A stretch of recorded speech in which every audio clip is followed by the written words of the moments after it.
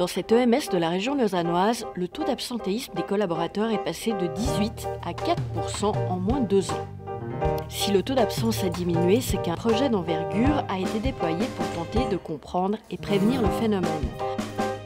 Car les absences, au-delà des causes physiologiques, sont souvent le signe de situations de souffrance au travail.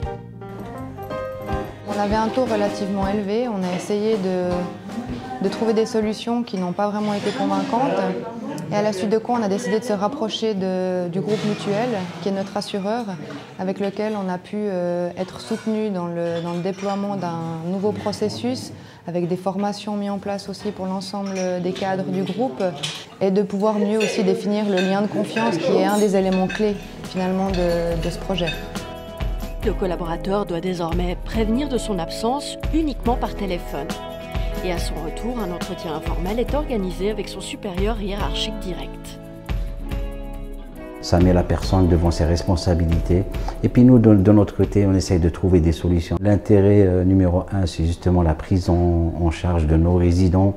Et puis on voit que quand la personne est là, qu'elle n'est pas bien, ça reflète sur le résident et automatiquement le résident, il n'est pas bien. On l'a testé et puis on peut dire que généralement quand le soignant n'est pas bien, le résident ne l'est pas non plus.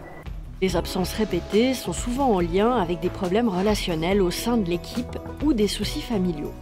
Quand elles sont trop fréquentes, un entretien plus poussé est organisé. L'entretien de bilan sert à faire en sorte que le collaborateur se sente aussi à un moment donné entendu, qu'il nous explique les raisons de cette absence et puis que nous, de notre côté, on puisse aussi mieux comprendre ce qui se passe et puis regarder quelles solutions on peut lui proposer. Je ne me sens pas bien et je vais chez le médecin et je demande des arrêts maladie.